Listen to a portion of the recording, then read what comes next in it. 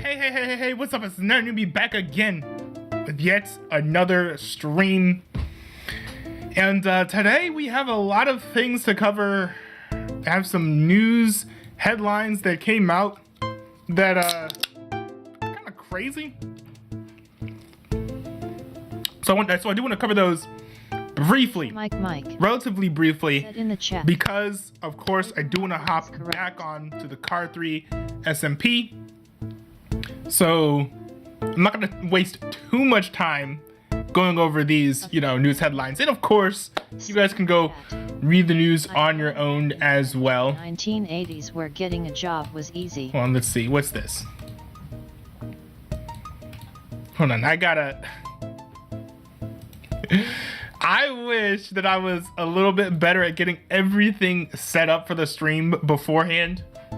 The thing about YouTube, okay, here's the thing I don't like about YouTube. With the chat system, if you want to do like an OBS embedded overlay, you can do it, but you need to update the URL because each stream has its own like chat URL. It's super weird.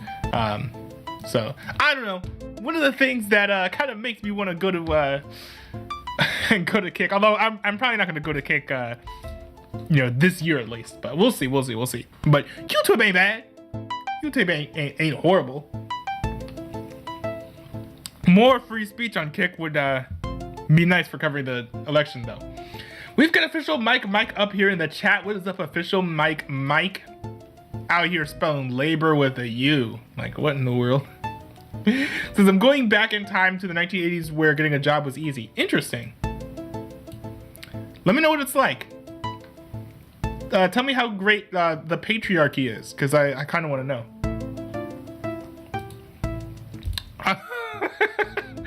That was a joke, by the way, for anyone who, they don't understand humor.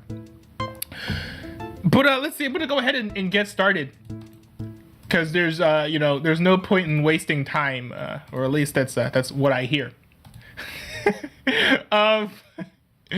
Anyways, we've got a bunch of stories that are crazy. Let's see.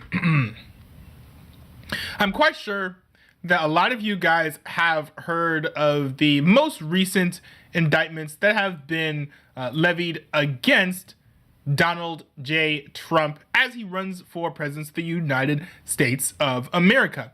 Now, one thing that was really weird about this, though, that I think kind of got overshadowed, is that the indictments or at least one form of the indictments, were released to Reuters even before the grand jury finished convening and seeing all of the evidence. Now, by the way, for any of you guys who are not particularly familiar with how the process works, the grand jury first is supposed to hear all of the evidence and then listen to what all the witnesses have to say before they can then move forward and present some charges that they can then recommend, the person who was on the defense recommend that they get indicted with.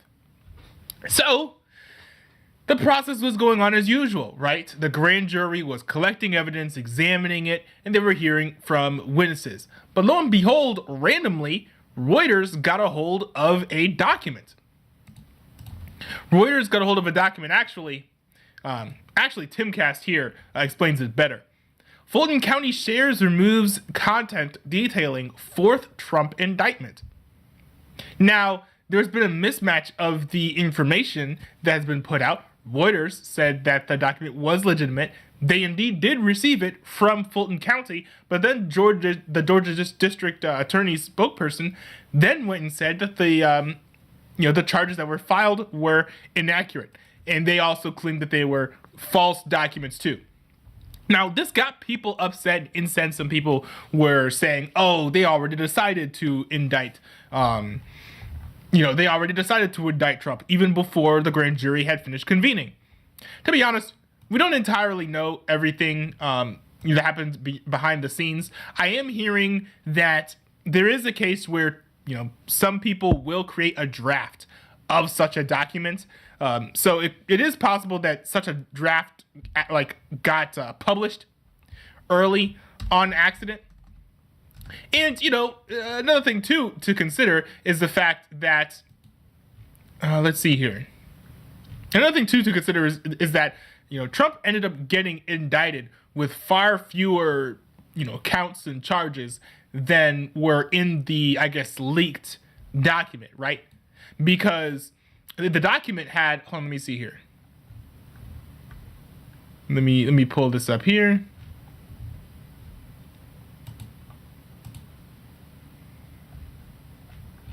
Because the document here had like 13 charges against the president, and I believe that the current charges are now standing at 10. But anyways, this was a rather odd, this was a rather odd scenario because this is just not something that typically happens where, a document that includes all the charges gets released before the grand jury has even finished convening. And a lot of people took note of that. And of course, one of them being Donald Trump, who was the subject of investigation at this point. Here he just went on this very, very long screed, whining and complaining about the whole situation, calling the district attorney a rabid partisan who was campaigning and fundraising on a platform of prosecuting Donald Trump through these bogus indictments, which is true, by the way. It's actually rather interesting. She is indeed campaigning on this issue. She actually launched like a campaign website or something on the same day that these documents were released prematurely. I did find that rather interesting.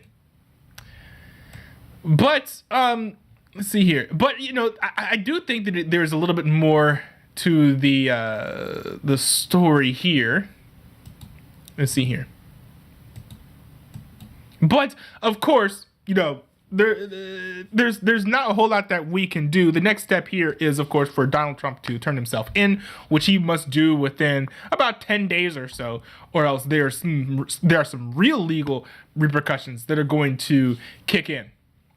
Now, of course, reactions have not only been limited to Donald Trump. Glenn Greenwald here actually had an interesting observation. You definitely have a good chance to convict Donald Trump, but they're playing with fire here. If you think that half the country that already perceives almost every leading institution of authority to be fundamentally and institutionally corrupted is just going to sit by while what they perceive to be happening, which is that the law is being radically abused by the incumbent president to criminalize and put in prison his leading oppositional candidate in the context of this perception that already exists. You're essentially telling them that they have no more democratic means to use as an expression for their anger. And that's when you start inciting all sorts of violent action, which is what you saw on January 6th. I think the effects are going to be a lot worse than whatever their worst nightmare is about a Trump victory. They definitely have a...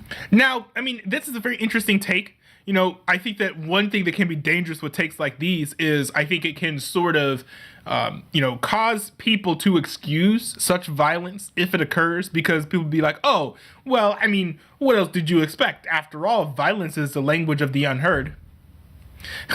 Right? It'd be interesting to hear the right, use that sort of rhetoric, by the way. That'd be rather interesting. But, I think he still does have a point. I think there are going to be a lot of people who feel disenfranchised and they feel like the entire system is conspiring. The entire system is conspiring against Donald Trump. And to a degree, I kind of do get that. I kind of do understand that. But I think if we're speaking in the context of 2024, I think that in some states, they did fortify their election. So I do think that at the very least there should be less doubt as far as the results of this upcoming election than there were in the last election. Because there were quite a lot of, irregularities, inconsistencies, a lot of strange things that happened in the lead up to Joe Biden being elected president. So I do think, though, that while a lot of people feel disenfranchised, they should not feel more disenfranchised now than they did then. Because we all know, all the stuff that went down with a whole lot of people saying that, Donald Trump didn't win or whatever. And I kind of understand that to a degree. But I think that there should be less frenzy. Now, of course, whether or not there actually is, that's a whole nother conversation, right? But speaking of how this will affect 2024, I do think that this article here is rather interesting. A lot of analysis has demonstrated that, Donald Trump's support is sort of waning in the wake of these indictments. Now, I'm not sure if this is due to the indictments or due to other candidates looking better, but there are various polls here, as published by 538, that are revealing that among the general population, Donald Trump is seeming more and more, unfavorable, unelectable, right? We're seeing from various polls here, an unfavorable rating that is increasing anywhere from 6 points to as much as 29 points. Now, what I do like here that I think both 538 and Tim Cast here are saying is that, quote, horse race polls don't tell the whole story of Americans' reactions to the indictments, though. Right? So that also is like is something fair to consider. And also, of course, you have to do the obligatory, right? Polls are not 100% accurate, right? This article here found a study from 2020 that found that election polls were 95% confident, but only 60% accurate. And there's also a full study here, if you guys want to read the whole thing. But all of that to say is, first of all, the circumstances surrounding all of these indictments do seem a little bit suspect. If you could wait, 2, 3, 4 years to bring up these charges when no new evidence has been presented. They're just doing this now because Donald Trump's running for president.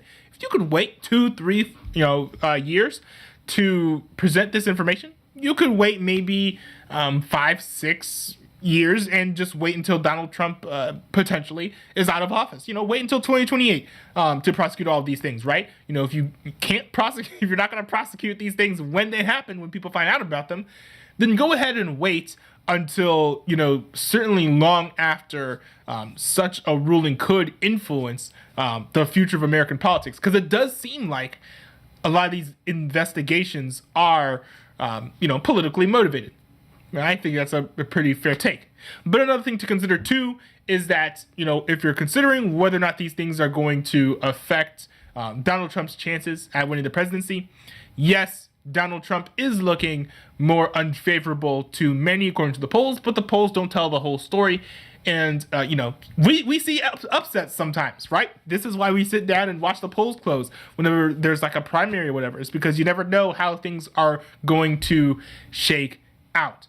But anyways, I just highly would recommend you guys, certainly go Pokemon Go to the polls. Oh my goodness. Oh my goodness. That was kind of cringe. All right. After like Mike said, hold on. He said something about, he's going on about getting a job, I think. Says, okay, official Mike said, back then I could get a job easily with my qualifications. Nowadays it's education, qualifications, knowing people, sacrificing your soul, and firstborn to Lucifer. You already said that you did that. Saving people from a burning building, solving 10 unsolved mysteries. And the answer is maybe? Are you, trying to be a superhero? Is that the job they're trying to look for? In which case, I hear that is a highly competitive field with a relatively low acceptance rate. So I would say maybe, go for an easier position, but perhaps. He does go on to say, how do I get a Judge? I don't know what a Judge is. Fake it till I make it, lie and deceive the hiring manager who knows the exact same thing. What? I don't know. What are you talking about? Oh, we're talking about getting a job? I mean, in that case, you gotta show up your resume. If you don't have an education, get that. See if there's some really, really, really entry level positions that you can get that can then be used as stepping stones for a whole career. See what you can do on that front. But other than that, there's not a whole lot of advice that I can give you.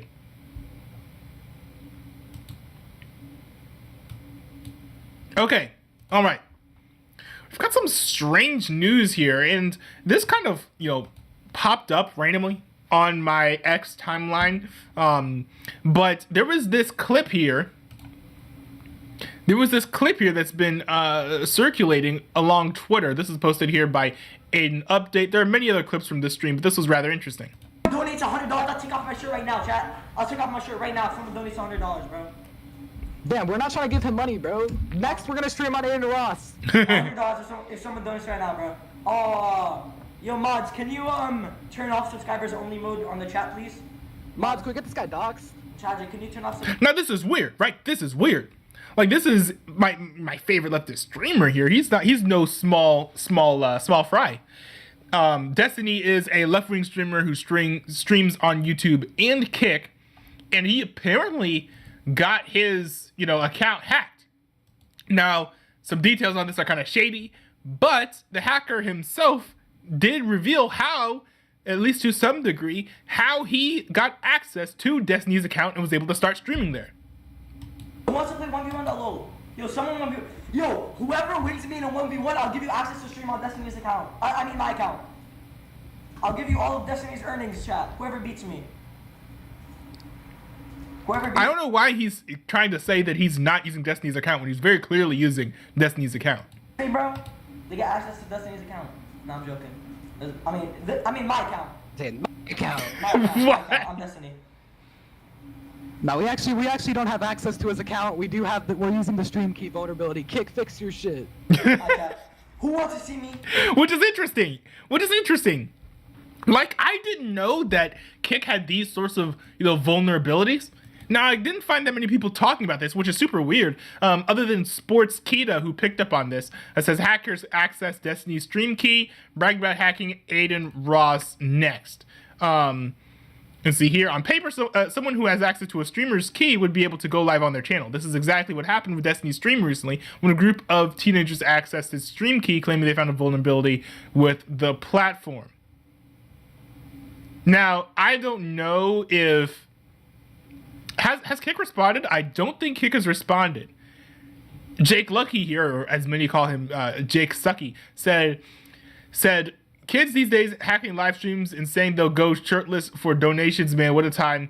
They say there's a vulnerability with Kick's stream keys.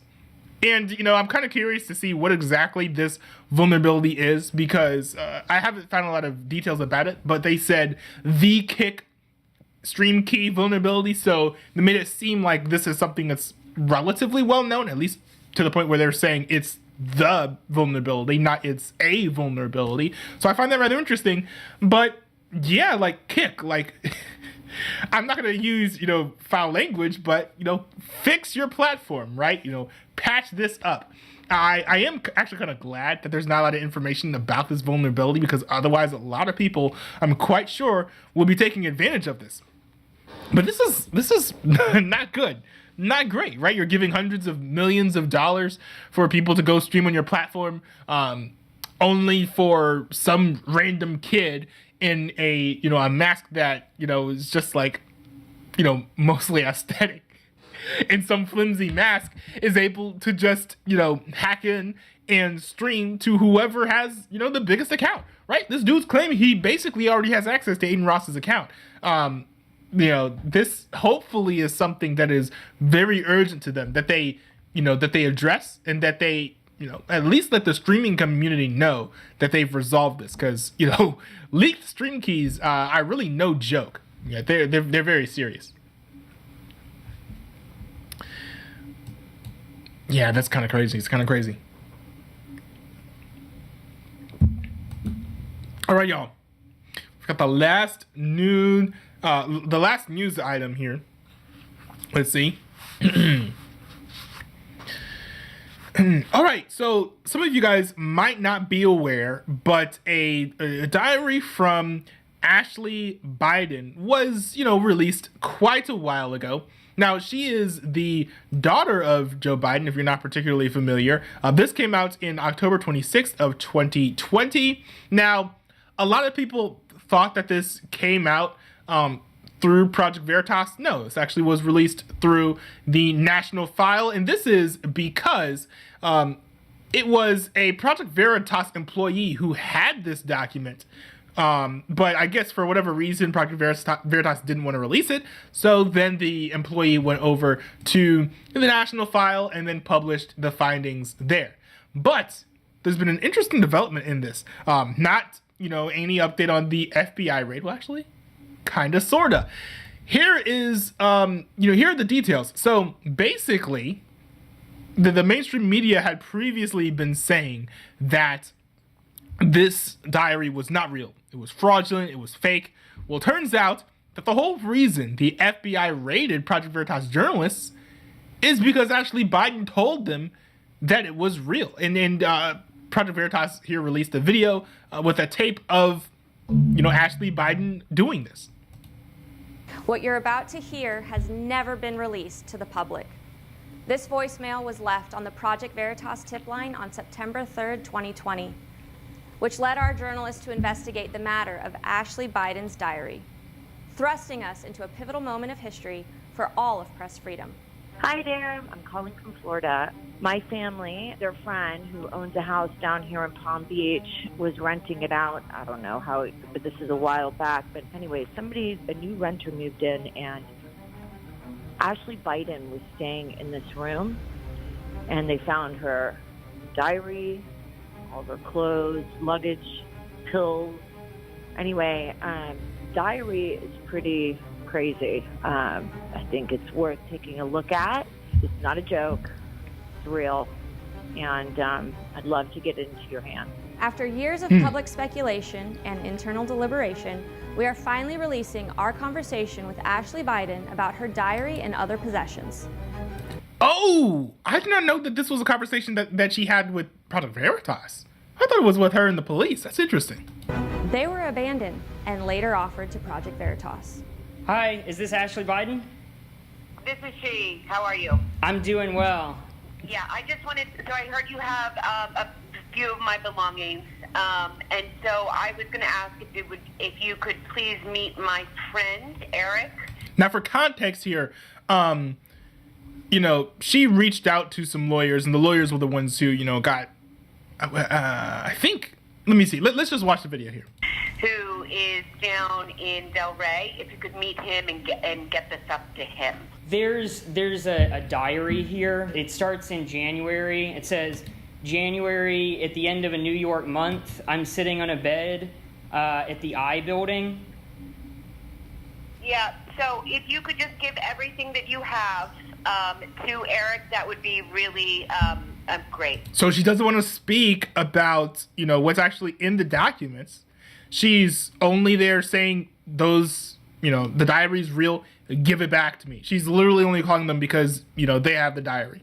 I don't want to give this to the wrong person. I mean, I want to make sure... At this point, and I don't mean to... I don't want to have to get Secret Service involved in this, right? Because it's a whole process. Mm-hmm. But, I am Ashley Biden. It is my stuff. So if you could just give all of that over, I would really appreciate it. I know... That's the smoking. That's wild. Oh, you sent a picture to my husband with a camera and a few other things that are mine as well. So that would be really great. Where is a good place for him to meet you? There's also this bag with luggage tags on it. Bo Biden and Foundation? So is that bag, because there's all this stuff, is that bag yours too, Ashley? Yeah, it is. Shortly after the phone call, this October 16th letter was sent from... And this is another lesson, right? To not believe everything that the mainstream media tells you, because they were saying for a long time that this diary was fake, fraudulent, not real. And the person whose diary it is saying otherwise. From Project Veritas to Joe Biden's presidential campaign, asking the candidate for comment. October 23rd, a follow-up email from our then chief legal officer. And on October 29th, 2020, Ashley Biden's attorney, Roberta Kaplan, finally responded saying, quote, "This is insane. We should send to the SDNY." This is the FBI splash page showing the SDNY immediately open an investigation into Project Veritas on the very same day. And on November 8th, 2020, Project Veritas returns all Ashley Biden's abandoned items, including her diary, to Florida local law enforcement. Oh, yeah, here's the crazy thing, right? And I don't know if anyone ever got punished for this, but there were some, I believe, unconstitutional raids that were done, against Project Veritas. I guess trying to see if Project Veritas employees had even more dirt on the Bidens. I'm not even really sure. But it was a pre-dawn raid, highly regular. highly controversial that I guess, no news or comment was ever really made about it afterwards. You're watching pre-dawn raids by the FBI on 3 Project Veritas journalists. They took place on November 4th and November 6th of 2021. I'm sorry, so what is this regarding? This is the search warrant. Open up. Let me see your hair. Let me see your hair. My hands are what's going on? No, what I'm trying to say here is looking at right here. Just once again, for our safety and for yours, we're going to have to sit with you. Yeah. You do not have to treat them. You're not being detained. All right. That was just a question for our safety. Yeah, we're supposed to see. Okay, there's a computer here. Computer check? Yeah, there's a computer. Are you comfortable on that? Yeah, that's fine. So there's another team coming? Yeah. So maybe we'll split up into like areas of the house. Incidentally, New York Times national security reporter Mike Schmidt contacts Project Veritas journalist immediately following the raids. A new wrinkle today in the investigation into the apparent theft of the president's daughter, Ashley Biden's diary. The New York Times reporting the FBI Saturday searched the home of James O'Keefe. 47 electronic devices, including our reporters' cell phones, laptops, and thumb drives, were seized. To be clear, no one was arrested, and no one was charged with any crime. Don't those have to be like part of? I mean, there would have to be a warrant, right? They said there was a warrant, so maybe you could dig into the warrants and find more about the legitimacy of the case, or the legitimacy of the raid. Project Veritas obtained documents showing the SDNY was spying on our journalists well before the FBI raids on our homes in November 2021. Using secret subpoenas, the SDNY was reading our emails and deliberately hid that fact from a judge who barred the government from viewing Veritas's documents. Whoa! Wait, so that sounds like something that would literally be contempt of court. Because you can't just like, if the judge says, hey, yo, you know what? Don't read Joe's, mails. If a judge says like, yo, don't read Joe's mail that's up over in his mailbox, and then you decide to go do that anyways, that would be contempt of court. So it definitely sounds like, something that could potentially be prosecuted in the future. Just leaving the door open for that. After turning over our communications to the FBI, which included content from personal email accounts of Project Veritas employees, Microsoft, Google, and Apple finally notified us in spring of 2022 when their gag orders were lifted. Well, good on them for telling Project Veritas that they did that, though. They didn't have to do that. Well, they should have. But if they wanted to, they could have just, been silent about the whole thing. 2 years after these raids, the legal battle for Project Veritas to defend First Amendment rights rages on. To date, we have spent millions of dollars defending these former Project Veritas journalists. We continue to provide representation to all of them. This fight is to protect all journalists from government overreach. If the Department of Justice continues to go unchecked, then our reality of unconstitutional raids, intimidation, and secret subpoenas will cripple any journalist daring to engage in actual journalism. Among the evidence we found of the DOJ trampling on our rights as journalists includes politically motivated spying into journalist news gathering activities, disparate treatment of the press by the Trump DOJ and the Biden DOJ, evidence that the DOJ plays favorites with press entities, including the New York Times.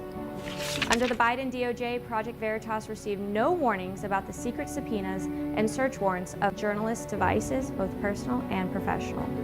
If you issue a subpoena, don't you have to tell them that they're issuing the subpoena? Otherwise, they can't comply, right? Like Donald Trump was, notified of various subpoenas, right? When they were like, yo, Donald Trump, you've got to turn these things over. And I don't know how well he complied with those, but he was notified. I never heard of someone being subpoenaed, but not being told that they were being subpoenaed. That's a bit unusual. Under the Biden DOJ, Project Veritas received no warnings about the secret subpoenas and search warrants of journalists' devices, both personal and professional. Meanwhile, in a similar case, the DOJ allowed Google to alert the New York Times they were coming for email accounts of 4 Times reporters. This allowed the attorneys for the Times to fight the demands for journalists' emails. Interesting. Eventually, the DOJ dropped their demands. Just last month, we learned that the Biden Justice Department targeted Project Veritas, a news organization specializing in undercover journalism. Project Veritas was subjected to an extensive investigation by the FBI, including having its emails seized on Microsoft servers. We should all support this legislation and important protections it provides for journalists. There's a reason why the founders chose to enshrine freedom of the press in the First Amendment to the Constitution. This bill, referenced by Congressman Jim Jordan, H.R. 4330, is known as the Press Act. It protects reporters' First Amendment rights. Liberty depends on freedom of the press, whether it's Tucker Carlson, James O'Keefe, Glenn Greenwald, Cheryl Atkinson, or Bob Woodward. Good reporters are those who are committed to holding the government accountable. It passed the House on September 19, 2022, and is currently before the Senate. That brings us to today. What began as a voicemail left on the Project Veritas tip line has led to this pivotal moment in American history. We're not only up against the power of the federal government, but also the corporate media infrastructure that exists to support it. Project Veritas will never shy away from exposing the truth to the American public. Our job is never done. Stay tuned. Wow. I mean, that's something else. But this is pretty big for a couple things. First of all, now we have actual confirmation that this diary is real, because we have a recording from Ashley Biden saying that the diary is itself real. But this also means that, you know, the contents of the diary should be of, you know, greater concern and interest now, because now that we know that they're real, now we can dig into these and, you know, perhaps judge Joe Biden for things that he may or may not have done. Highly recommend you guys go and, you know, read this all for yourself if you wish. I think, is it either this that has, no, this here I think has all of the, yeah. So go check this out if you wish. This has all the information, all of the leaked contents of the diary. It alleges that Joe Biden, you know, assaulted Ashley Biden. It's a lot. It's a lot. It's heavy things. I'm not going to go into details about them on this video.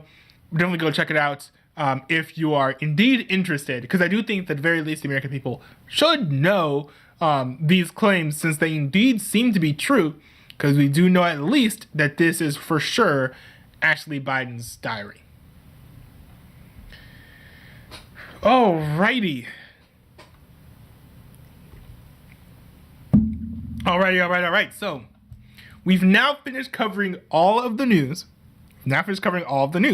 So you know what it's time to do? Y'all? It's time to hop into some Minecraft gameplay on the Carr 3 SMP. The SMP is breathing its last breaths, but I'm going to be here playing on the server as much as reasonably possible, until the server completely croaks and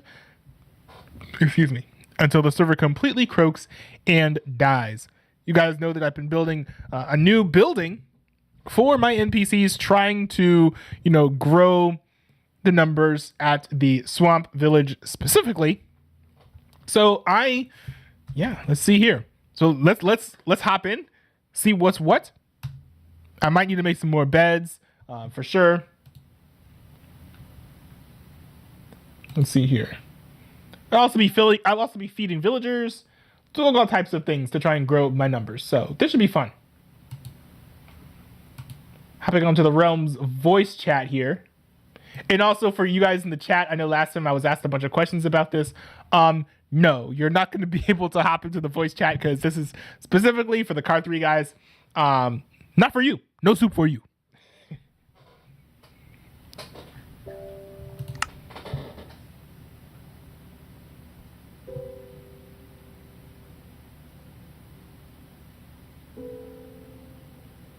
Oh no, what's this?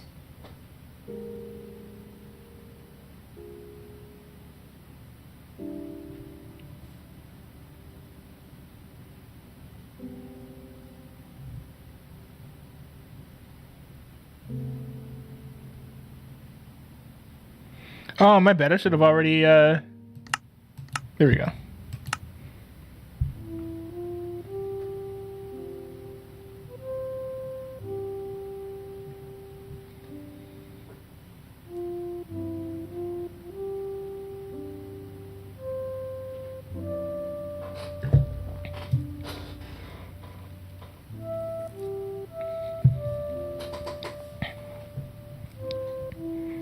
But this should be fun. This should be fun.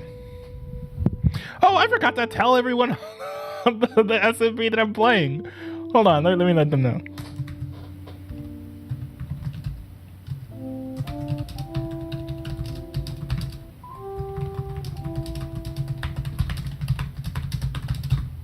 I'm quite sure that the chappie will at least hop onto the VC. So that'll be fun. And unfortunately, I have not been able to entice more folks into playing on the server as of yet, but at the very least, you know, I'm going to be able to do what I want to do, try and hit my goals here with the server.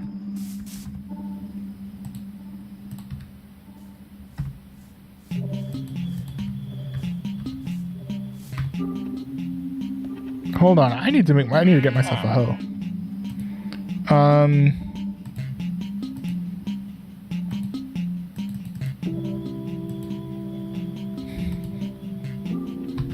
This is a banger.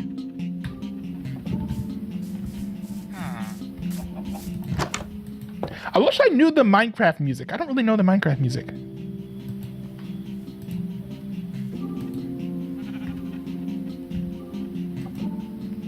Let's see, what should I drop? So I'll leave that alone.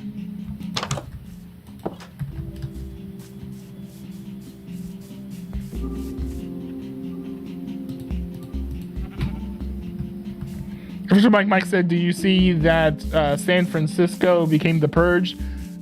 What do you mean exactly? It's been, I guess, if you're saying like people like stealing stuff, it's been the purge for a while.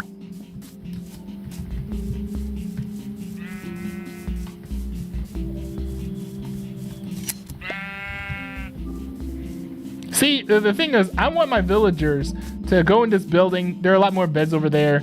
I want them to spread out some more. I'm not sure what's keeping them.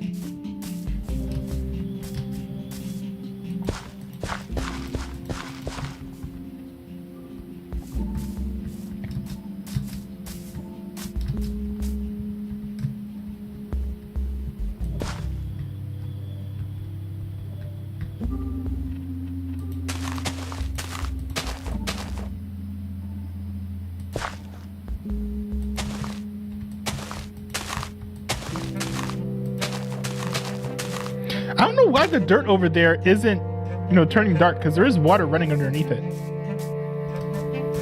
Because there's water running underneath like the whole place.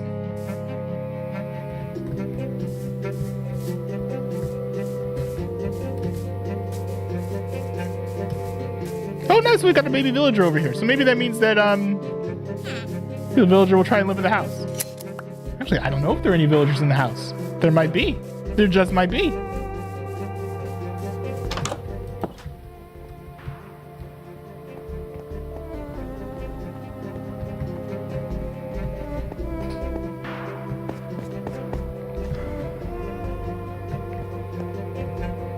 No, I'm not seeing any though. Well, you know what that means, boys. It's time to get this bread. What I gotta do is I gotta make a bunch of bread and give it to the villagers. Then they will breed enough to the point where they'll be forced to spread out and then eventually inhabit the home.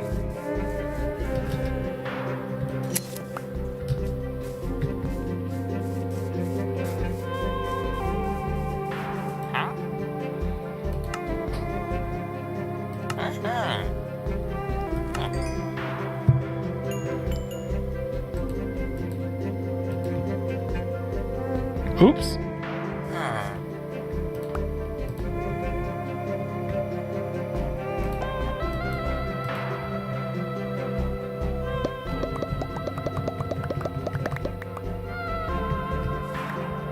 I don't know. I don't care about this.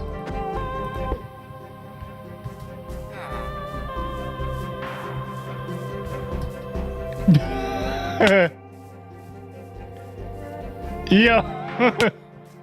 What the heck is that? What?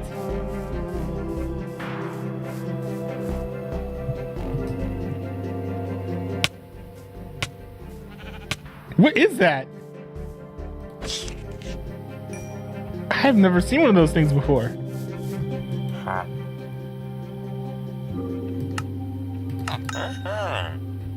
Might as well level up these villagers.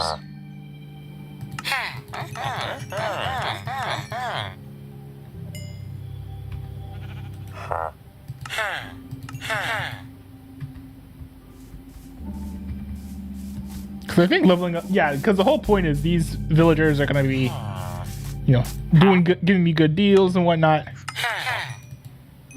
Ah, shoot. Now I'm in a coal.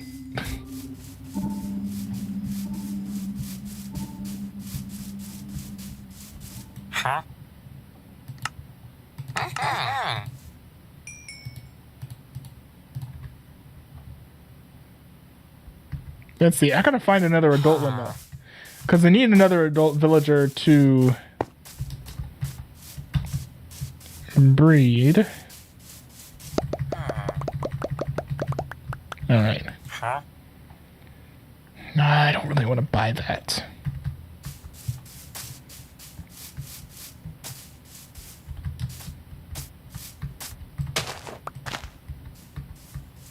Now, if there were more people on the server, especially people who were like at a lower level than me, I would actually buy some of the things that I don't really want because I could sell them to other people.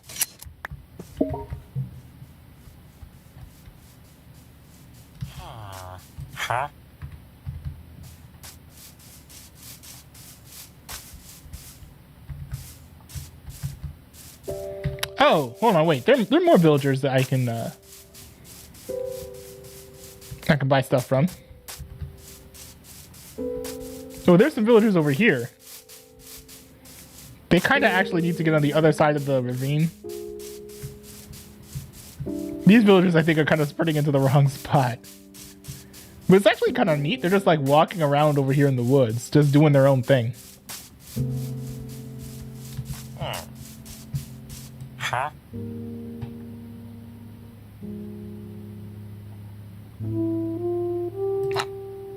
See, I'll take one of those. I don't think I have a ton of steel, so I'm not going to give all of it away.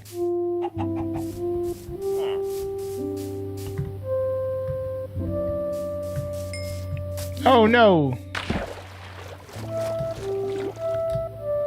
Get off the boat!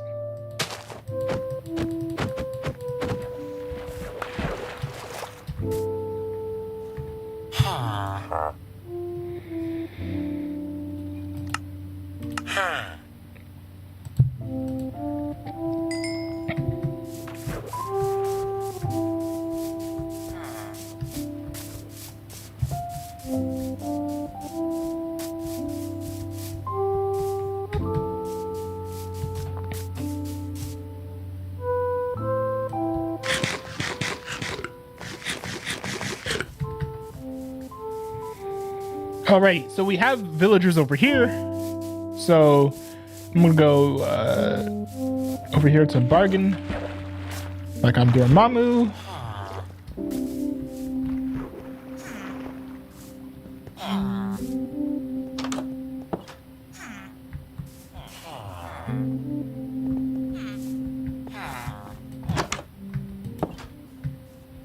Oh, they're breeding. That's kind of surprising. Because I didn't do anything to these guys.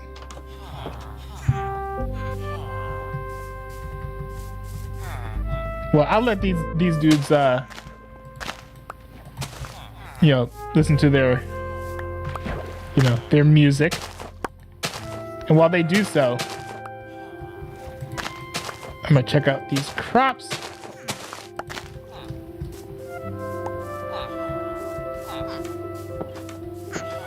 A lot of babies over here. The plan might very well be succeeding, my friends. I think I might have enough arrows.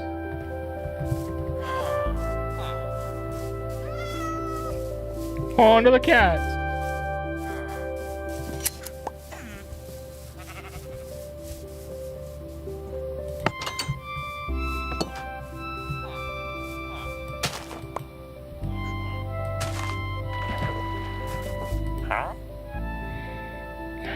What is that? Fishing rod? I don't really care about fishing rods. A nitwit. Oh, what's that here? What? What is this? I don't remember doing this. What? What's the point of that? Was I trying to make a basement at some point?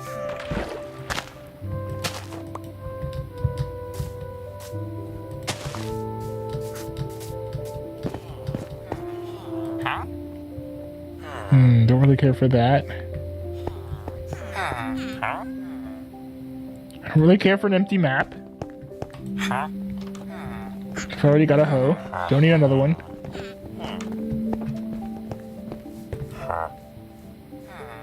Ooh. But no. Is it nighttime? Why are all these people sleeping? Man, it's already nighttime.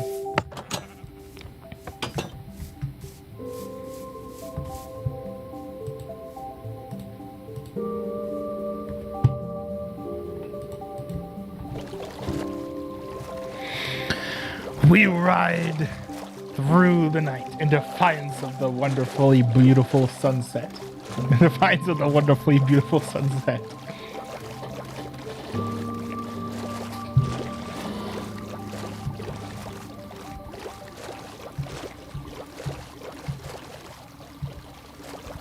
I wonder what the highest like XP is I've ever had on the server. I think there was a point where I was like growing it like at a pretty high level.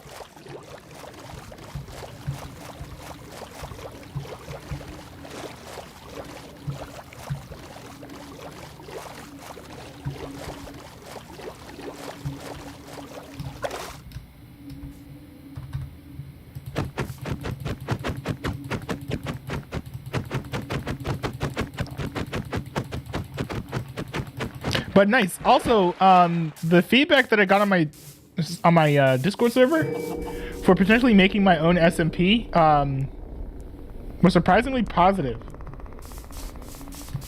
Like, of course, people on Discord saying that they would. Let's see here.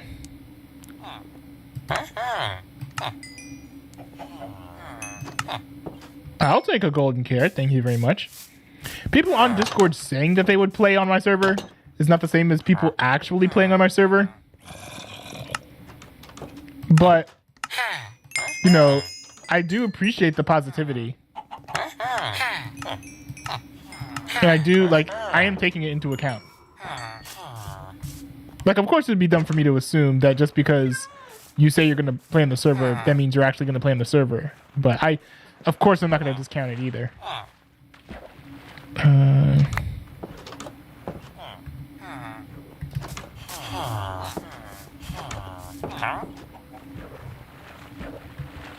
I've got a cleric? How did I get a cleric?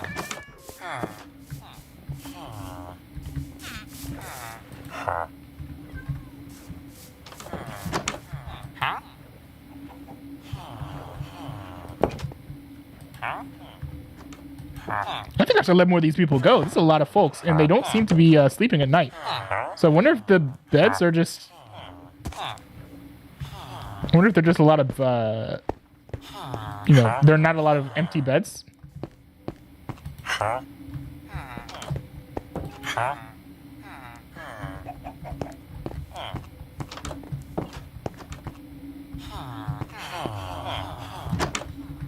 Actually, I think that's the case. I think this place is actually overpopulated.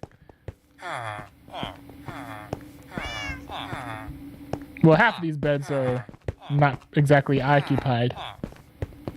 But still, I might need to set some of these guys loose.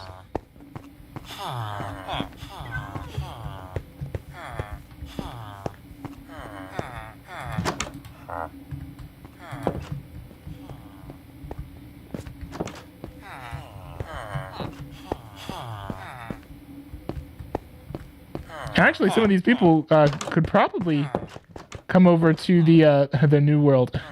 Well, not the new world exactly, but the new place.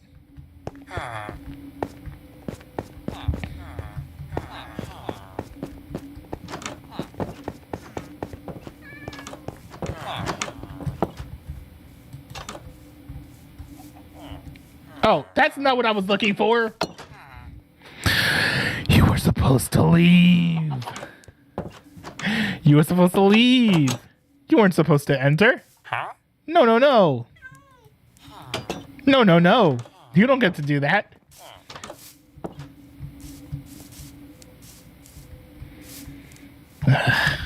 Never mind.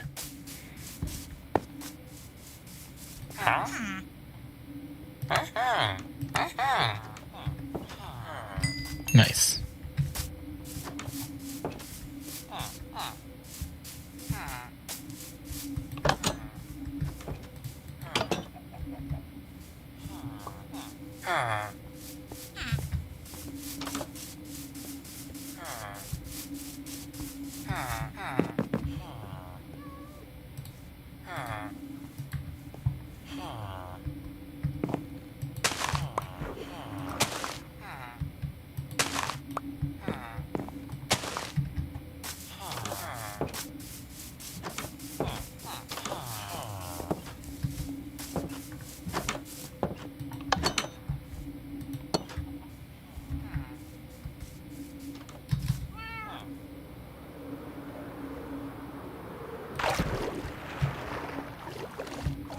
All right.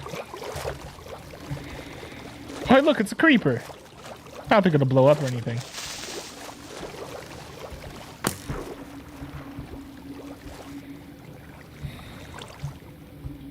Stupid skeleton. Oh, hey, what's up? Not much. I'm guessing you're not gonna hop on the server. Probably not. But I just finished. Well, I just finished the Tears of the Kingdom boss fight. Oh. So now we're watching final cutscenes. It's really epic. It's a really epic cutscene. That's cool. Is it like a dramatic game? It was dramatic. I mean, the evil bad guy just exploded into a ball of light and died. So. Oh well, yeah, that sounds a little dramatic. Yes.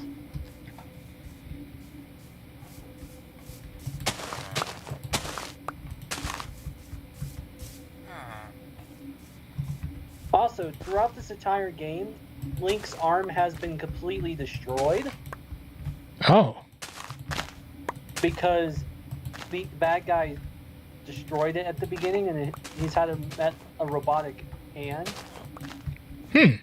And apparently now he's getting his hand restored. Oh, that's cool. That sounds like a spoiler. But I don't care because I'm probably not going to play the game, so. Yeah, fair. We're about to watch something really interesting. Something really interesting is happening.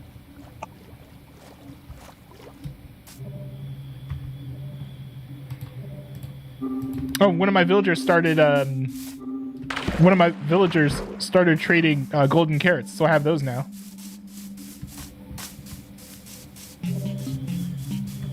I don't think I had those before.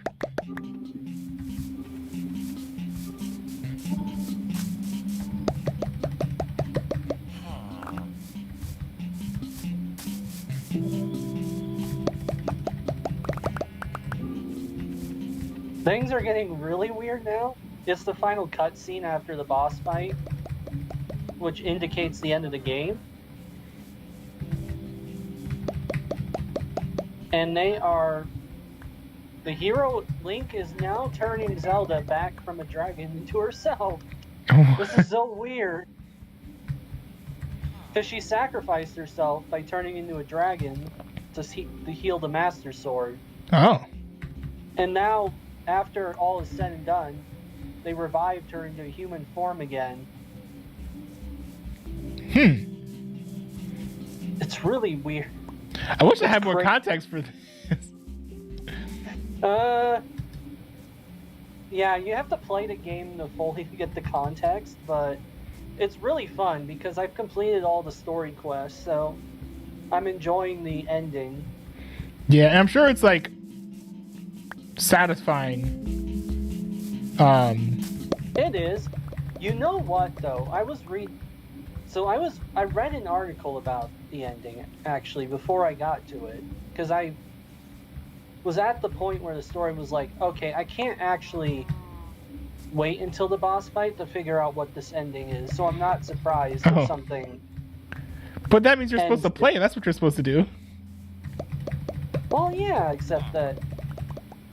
No, well, now Link's falling out of the sky. I don't know what the.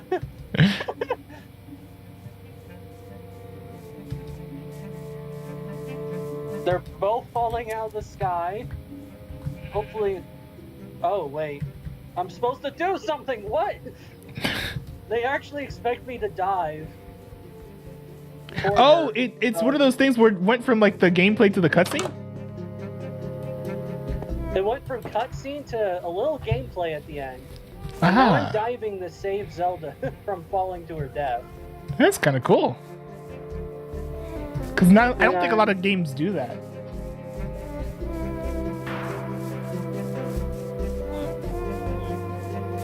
Huh?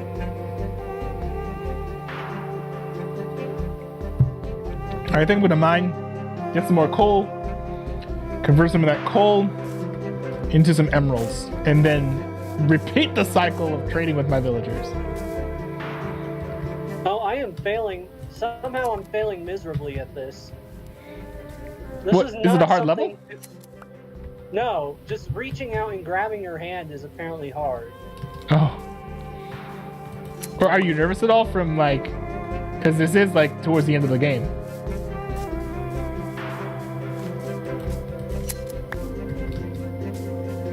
No, this is the very end of the game. Ah. Yeah, I'm just saying, like, are you like nervous because it's the end of the game, or is it just actually hard to do? So I'm excited because so I wanted to beat the boss. Mm-hmm. Oh, look at that. They're going to plunge straight into this big lake. Because when you're plunging into lakes in this game, you don't take fall damage. Just like Minecraft. Just like Minecraft. Yeah, it's completely realistic, right? Jumping into a big pool of water will break your fall. Yeah. I mean, it works for me. In real life. In real life? I'm joking.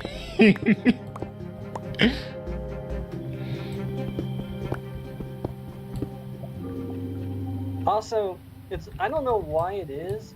Maybe it's because Link's arm was being restored, but now Link doesn't have a shirt on. Ah, that's for the girls. This is a game on the Switch after all. I guess maybe, I don't know. Wait, Link is a boy, right? Or a girl? Link's a boy. Yeah.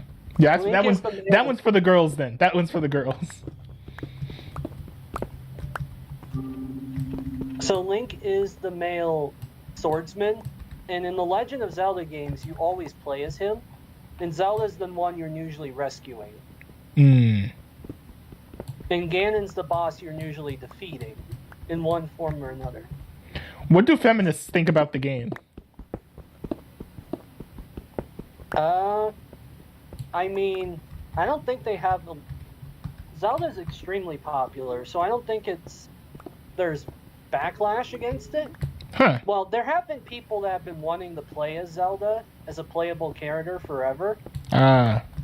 The game, so Legend of Zelda is like almost 40 years old now as a franchise. Oh, that kind of makes sense. Yeah. And there hasn't been a single game where you play as Zelda once.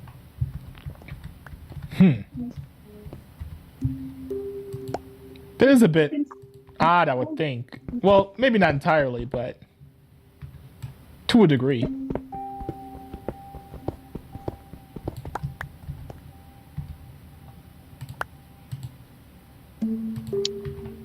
Yeah, also, the castle is floating in the sky right now. And Does it normally do that? The castle's been floating in the sky the whole game because that's how the boss emerged from the underground. Ah. It emerged from the underground.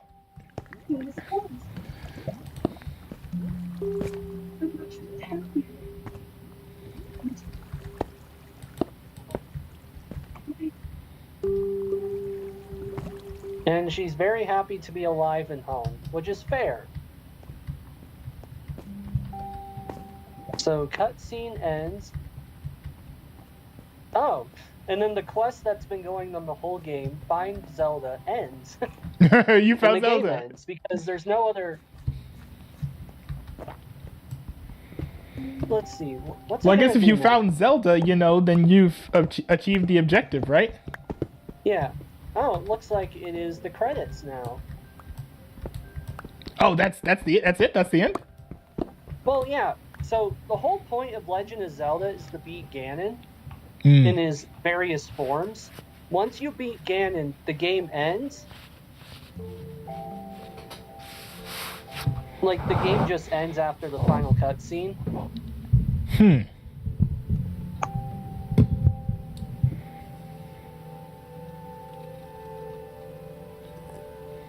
This is a good time for me to use the restroom. Because I was waiting a little bit. Oh. Good to know. Good to know. No, I mean, I had to go, but it wasn't that long. I just wanted to wait until the credits came up. And the music's epic, too. So are you happy with the ending that you got? Oh, do left. Do left. Tell me left.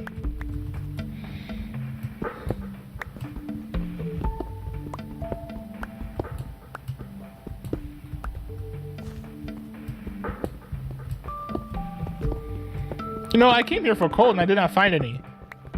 I mean, it's nice to have this ore, but I'm over here trying to make some moolah.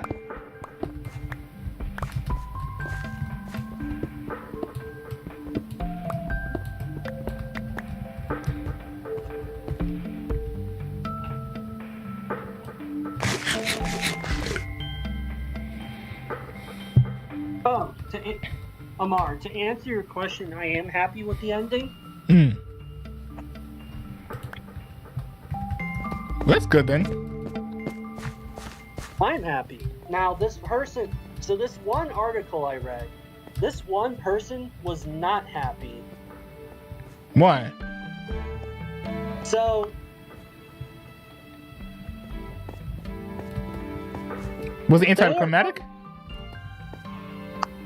well, to them, they felt like the game had promise, and then, so in their opinion, the game had like great promise, and then it ends the same way as the other games do, with Zelda being alive again and reigning over Hyrule. Mm-hmm. They actually wanted to see Zelda not come back alive. Why? And let her sacrificial death be permanent. Oh. Wait, did she sacrifice herself? I didn't know that she did that. She did. So, when she turned into a dragon, she essentially gave up herself because, as one of the characters said, to turn into an eternal dragon is to lose oneself. Hmm. I don't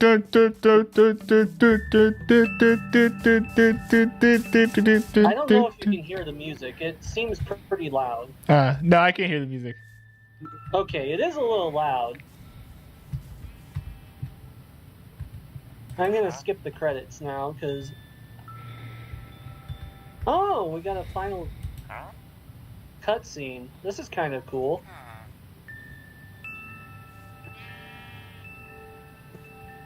Oh, the sages. This is a bonus cutscene I didn't realize.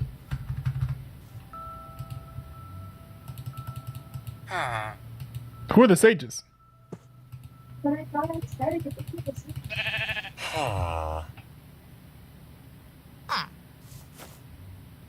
All the sages in leadership are on the Sky Island now, where everything started.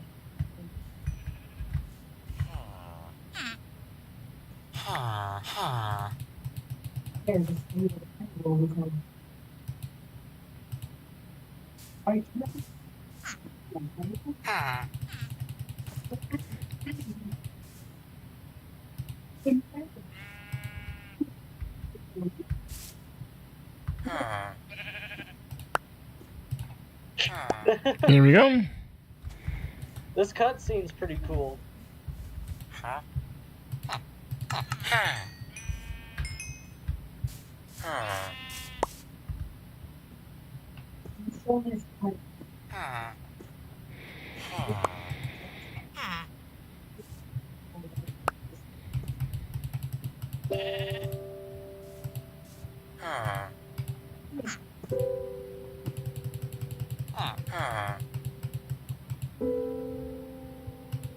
Oh, the one sage, one of the sages that fought alongside Link, has been a spirit for forever, and now she's dying. Oh. She's disappearing because her time has come. Oh, so I guess we do get a death then. Yep. Well, she's been a spirit for thousands of years, ever since Ganon killed her body. Oh.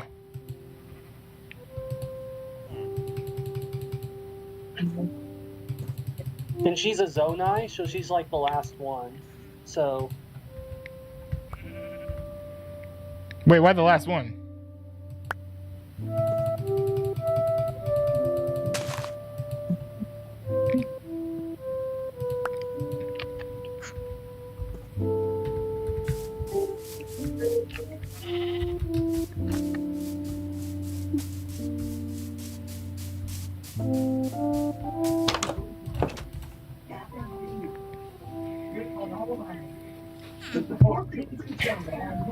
Okay, so for the server, for the Carr 3 SMP, do you think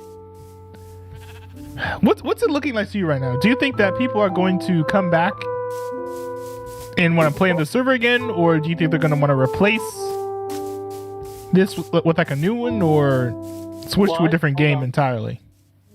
What are you? Oh, a different game entirely. I'm sorry, Amar. I lost you for a second. Oh, sorry. This cutscene is really long, so. And the other sages just pledged their allegiance to Zelda, so. I'm guessing that's a good thing? That's a good thing because it means that Hyrule will be a peaceful kingdom. Not that it was. I mean, the sages aren't going to be warlords anyway, because they've always supported the kingdom of Hyrule.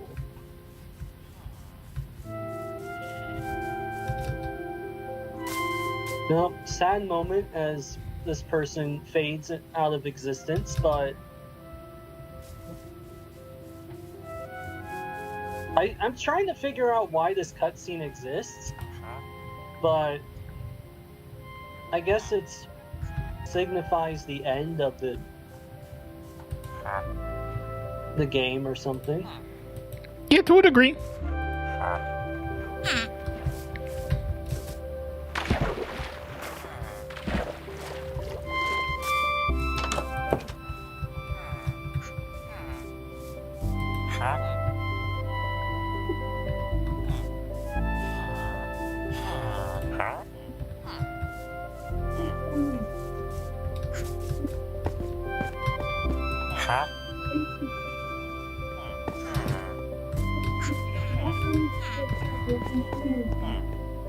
There are so many villagers and so many villager children running around. This is great.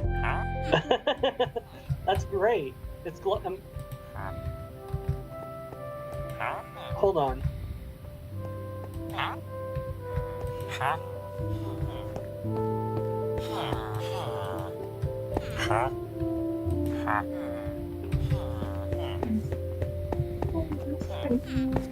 A lot of babies over here, especially. Let's see.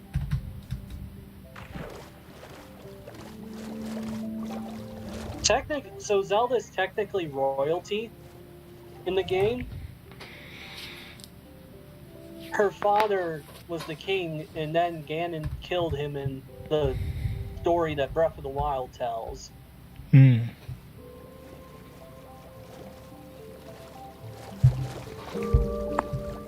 Alright, let's see. If you want to play the entire story of Zelda, are you able to do that on the Switch, or do you have to get all the old consoles and all the old games?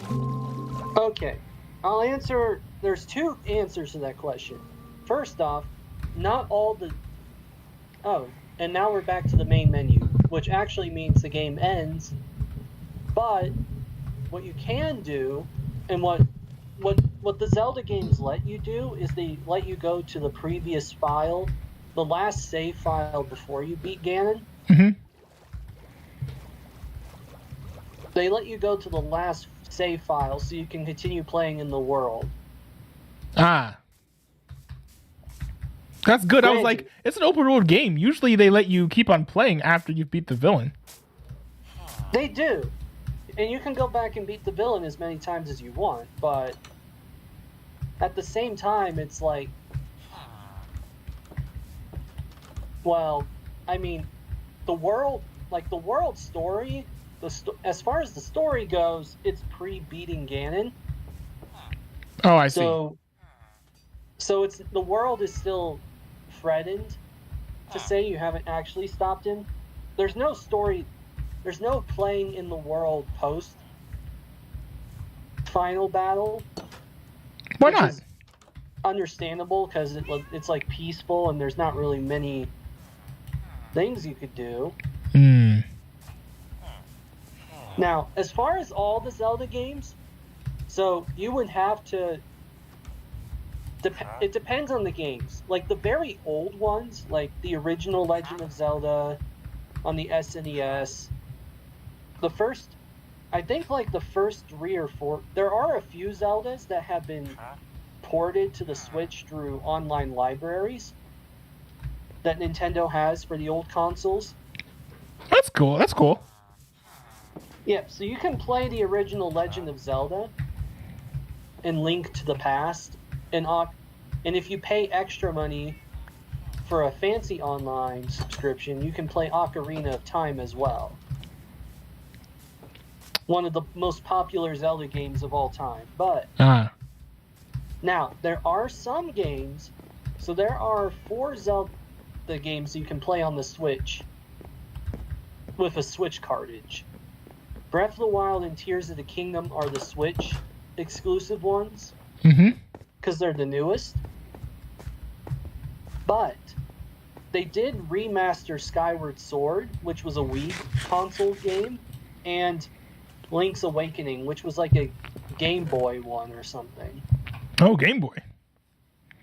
Yeah, a really old one from like 1992 that got a really nice remaster. That's cool. Yeah, unfortunately there are some Zelda games though that have not been ported over, like Twilight Princess is one of them. Why haven't they been ported? Twilight Princess, I think, is one of the few left that hasn't been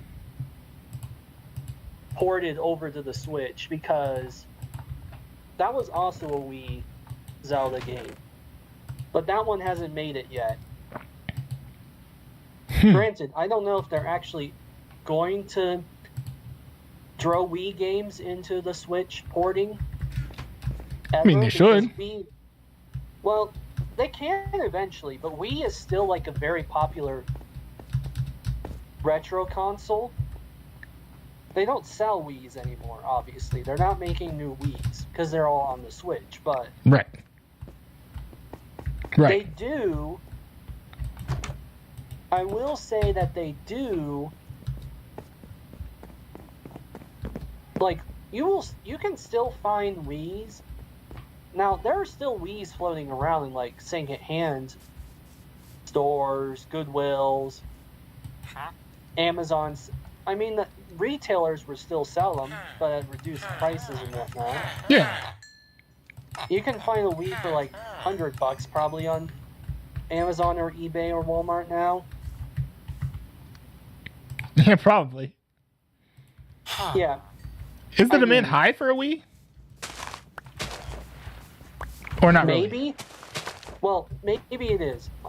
I will say that I think after the Switch, Wii might be the second most popular console.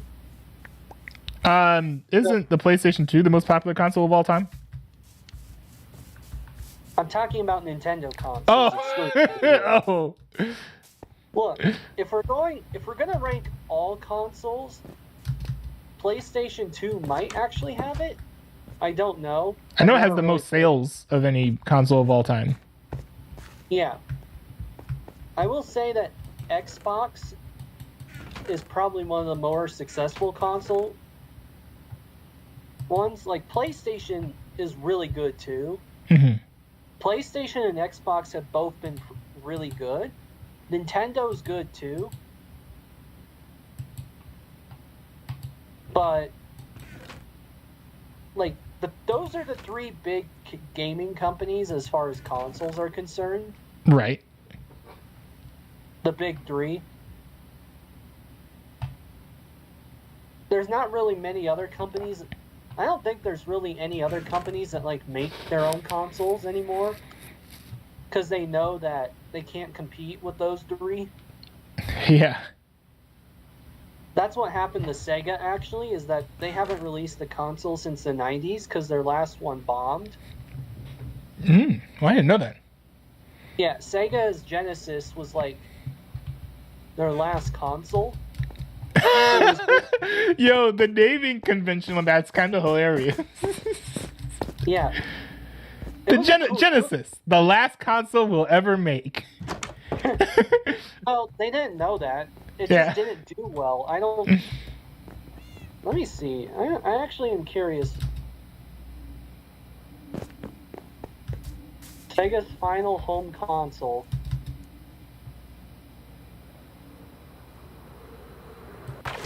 What was the last one they ever made? Let's see.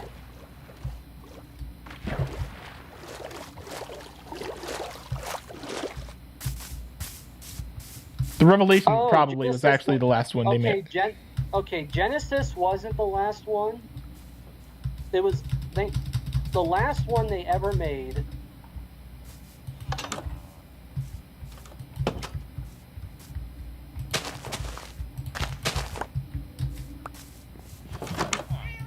The only one they ever made, the last official one they made was Dreamcast. Dreamcast? Yes. It's the only sixth generation console in existence. Has anyone ported Minecraft to the Dreamcast? Probably not. Be funny if you could play Minecraft on the Dreamcast. Oh, that's why it did badly. One of its competitor, the main competitor that console had was the PlayStation 2. Oh. And you know why they failed? They didn't have a DVD support in it. Yeah. I mean, I heard that was like massive for the success of the PS2.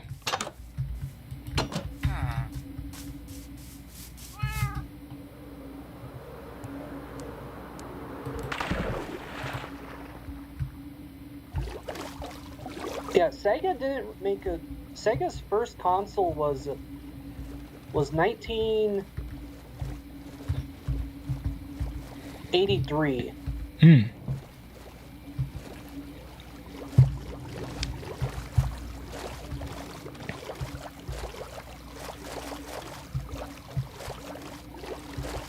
Oh, it looks like it wasn't released in the United States either. Was it? I'm sure you can import it though, right? From like using eBay and stuff. Oh, I'm sure you can find it. It's probably super cheap. It might also be really hard to find. Oh wait, hold on. I just found it. I just saw an eBay one, but it's listed for $400. That's the other thing with retro consoles. You have to keep in mind. The cost? That's the other thing you keep in mind, is that some of these consoles, the only reason some of these consoles sell for a lot of money these days is their luster of classic. Like, think about it.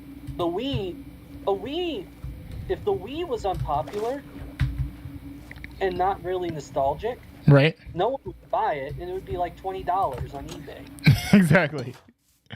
But it's like at least $100, if not more. Still, the Wii is a very popular console. Mario Kart Wii is very, very popular too, and is considered one of the best Mario Karts of all time.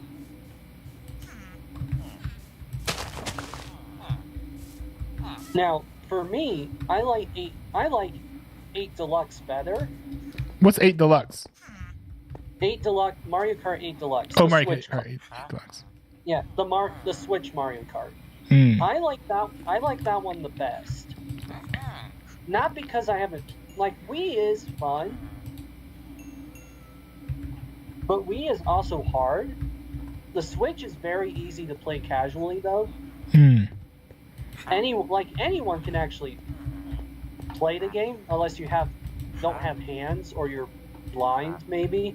Then it might be hard for you. True. But at the same time, you could pick it up and just play casually, and you won't likely win much, but you'll have fun.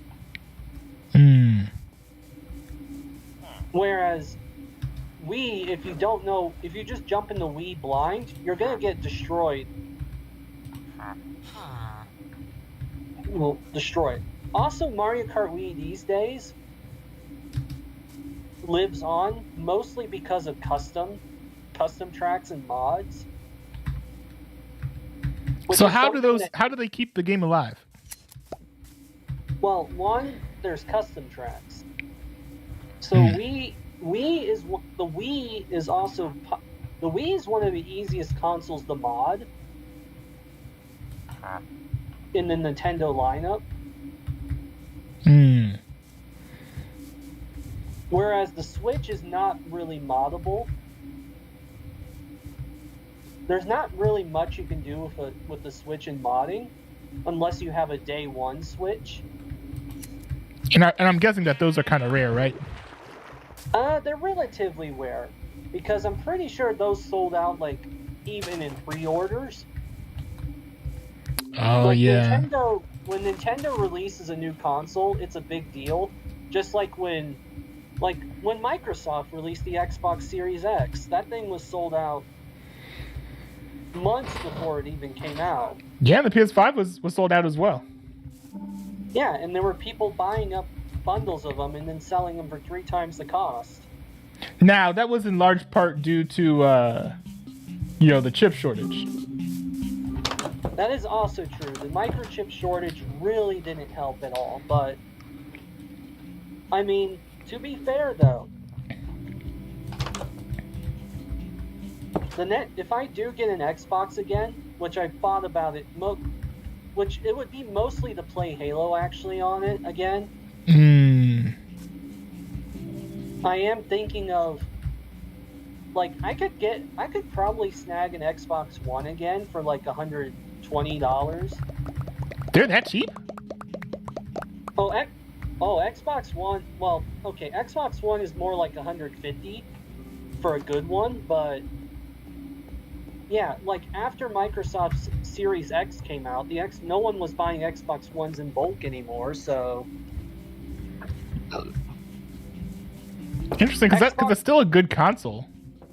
It's still a really good console, I agree. But I guess that's the same thing as the PS4, right? Yeah, and I don't know if people are still buying those. It's like the PS4 or something. If you're getting a brand new console for Christmas and you don't care about how much you're spending, you're gonna buy the latest generation. Right. You're not gonna buy the father of the generation. Oh, by the way, is it possible to repair a bow? Repair a bow? Yeah. I mean, repair it at, what do you have on it? Does it have mending? It has Unbreaking 2 and Infinity 1. Okay. So the way to repair that bow is to combine it with another bow and an anvil. Oh, so it just needs like a boring bow that has no enchantments or anything? Yeah, you can do that. Oh. It will cost you some XP because anvil repairs cost XP. Yeah, but I have XP, so Yeah. one of these villagers is selling. 2, you only have Unbreaking 2 and Infinity 1. So I'm guessing it'll cost you like 7 to 8 level. Okay. Of XP. Or maybe 5, depending on how low it is. So will it repair it all the way or not? Depends on how damaged. Okay, if you combine a fully healthy bow with a damaged bow, it will repair it fully. Mm-hmm. If you combine it with a broken down bow, it'll combine the two levels of health, but not fully repair it. Ah. So you want to use a new bow if you're gonna do that. Yeah, I just bought one. Yeah, you can just use a regular unused bow and it'll work, or a very, very slightly used bow. Yeah, because my villagers are. I have some villagers that are selling some bows, so. That's nice. Are they selling regular bows? Or enchanted? Regular bows. Okay. I think if you level up like the Fletcher or something enough, they'll sell an enchanted bow, but yeah, I'm just not at that point yet. yeah, it takes a bit to get there. Unless you have plenty of emeralds to spare. Which I don't believe you do. You don't think I have plenty of emeralds to spare? Well, how many emeralds would I need to spare? I don't know. It just depends on what you are trading with. Yeah. Awesome. But I always try to keep on hand things that I can trade for emeralds too, so. Yeah. Also, your villagers are going to be more expensive because they're regular and they're not cured. They're not cured villagers. They're still sick? No, they're just normal. They weren't zombified. If you cure a zombified one, you'll get a permanent discount as gratitude for healing it. Now, in Bedrock, they've kind of made it so that multiple curings, at least in our difficulty, are not. If you zombify a villager, there's only a 50% chance he'll actually turn into a zombie instead of dying. On our difficulty. On hard mode, it's 100% chance that villagers turn into zombies when they're killed by zombies. So that's why hard mode is preferred actually by a lot of Minecrafters, because then they can cure the villagers multiple times to permanently reduce the discounts to really ridiculous lows. Like, we're talking 1 emerald for diamond chestplate lows, or crazy stuff like that. Oh, nice. Yeah, it repaired the bow. Thanks, man. Yeah, how much did it cost you? Everything. No, it cost me 3.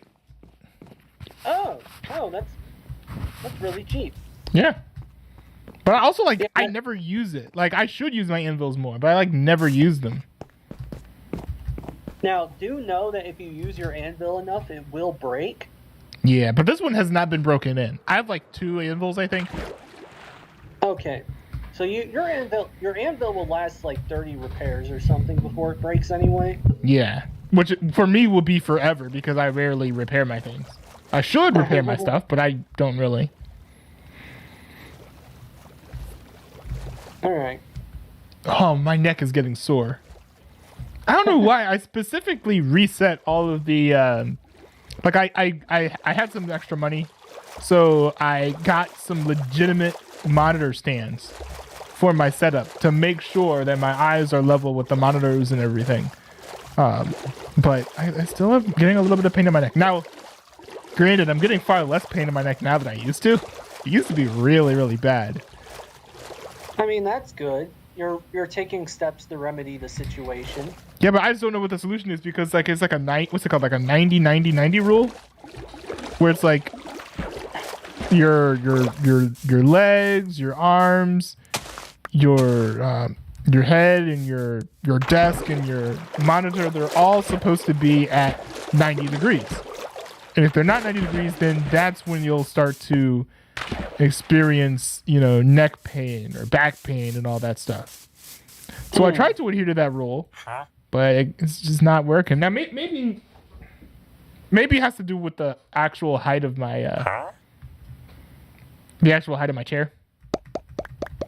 That also could be it, because that also is a factor.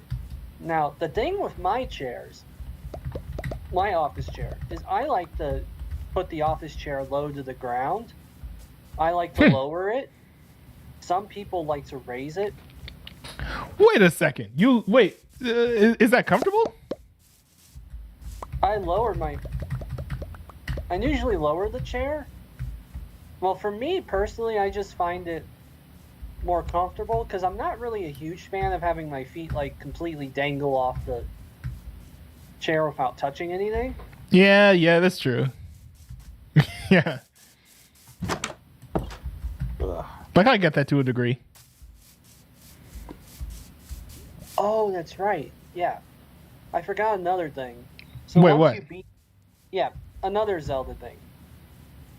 Once you beat Ganon, you'll go back to save files before that event happened, but you'll have a little star. But each file will now have a little star on it. Because you've beaten it. Which indicates that you've beaten the game, but you haven't completed the game. As in, technically you could go for 100%. Oh, because there's side quests and things? Well, yeah. That is half of Zelda is side quests. Did you do all the side quests? No, I have not done all the side quests. The thing is that the main story quests, you're highly encouraged to do those because they make the final boss easier to fight. Because it forces you to gain skill, armor upgrades, health, etc. Yeah, that makes sense. All right. The side quests, a lot of the side quest stuff is just little side. They're like side events. They're like deviations. Like they're like rabbit trails. If you go down the rabbit trail, you'll find that you'll get rewarded for it. Like a lot of the times, you'll get money. You'll get rupees, which is currency in the game. That you can use to buy. Yeah. You'll get money that you can use then to buy stuff. I wonder why they use rupees in the game. That's an Indian currency. I don't know. It's been Zelda currency since the very beginning, so I guess they look like little green emeralds a little bit. They're not. So they stole them from Minecraft. No, Minecraft stole it from Zelda then, because that Zelda's like 30 years older. Yeah. No, wait, it's like 25 years older or something.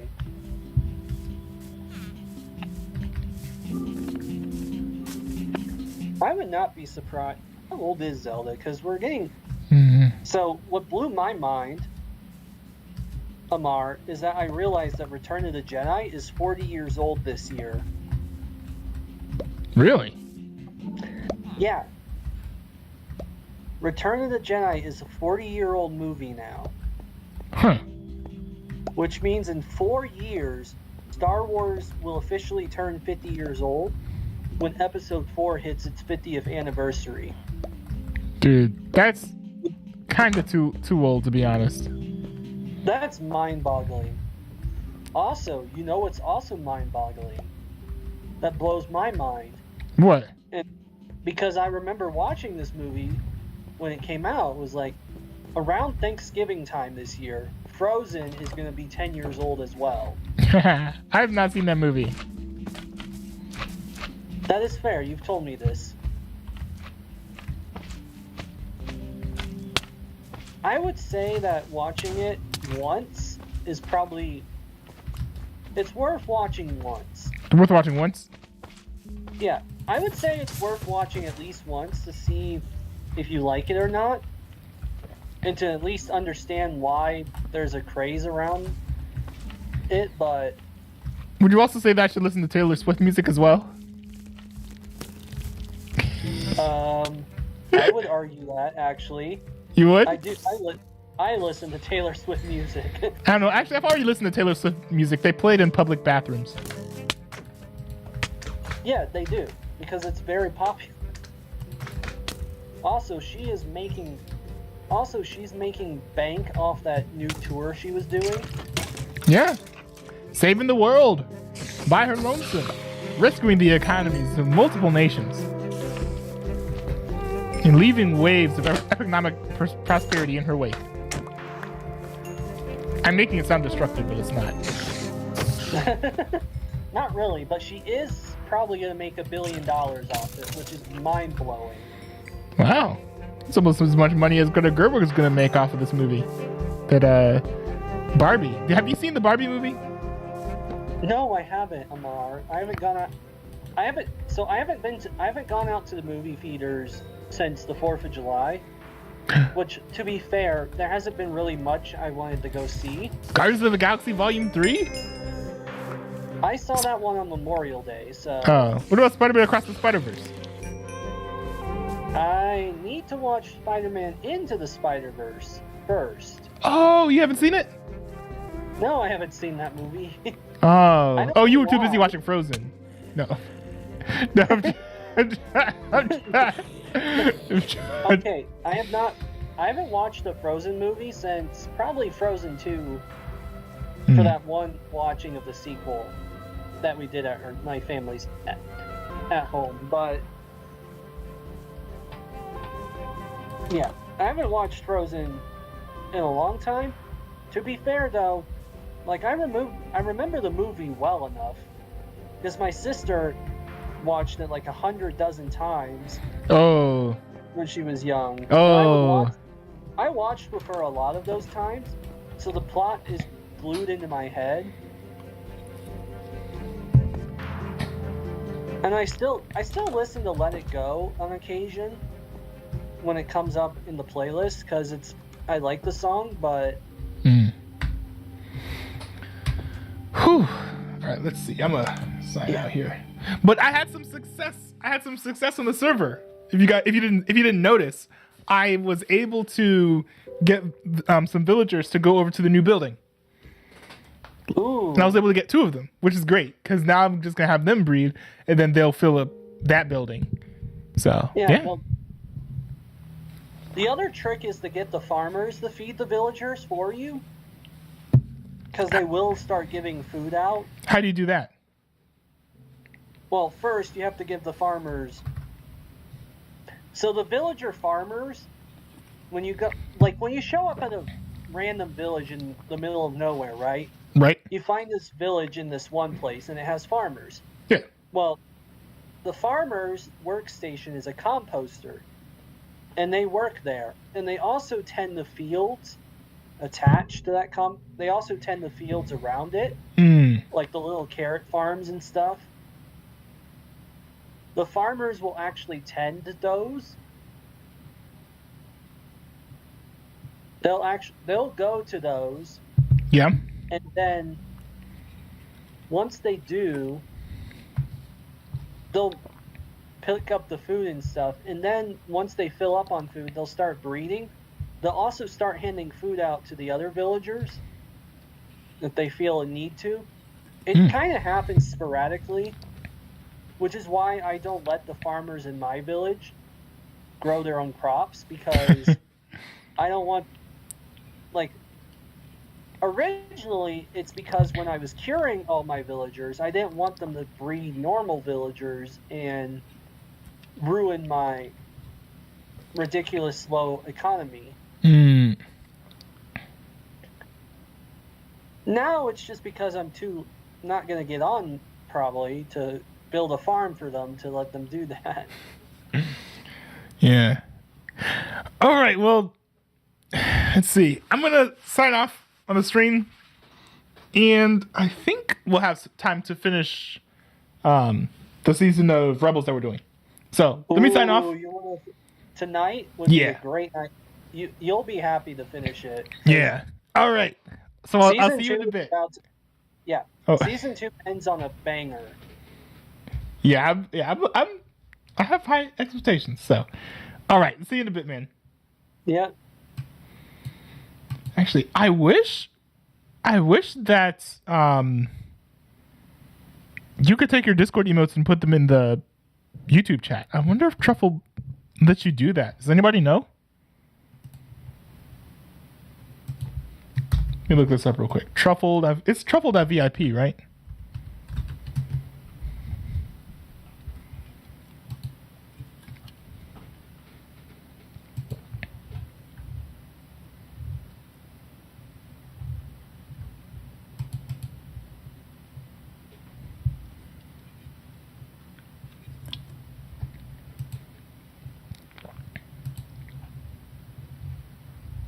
I don't know if you could do it in Truffle. I don't know.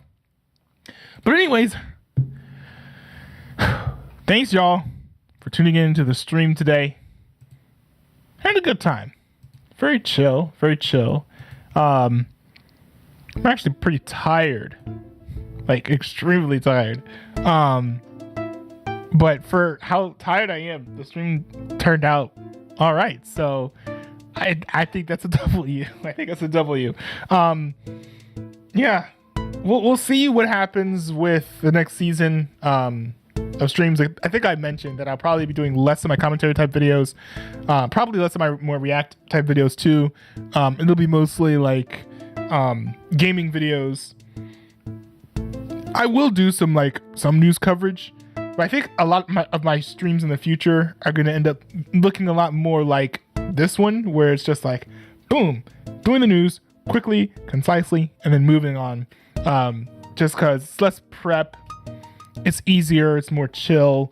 I'm also probably not going to do a strict schedule. I'll probably just stream when I have the time. So, but anyways, enough of that. Just join my Discord if you want to be kept up to date with everything. It's dscrd.ntnwb.cc. It's the place you want to be if you want to talk to me. Yeah. But anyways, I am not a newbie. I'm not one of those dudes who says I've been insert channel name, because I still am insert channel name. Anyways, yeah, what's up? I'm insert channel name. Peace out, y'all.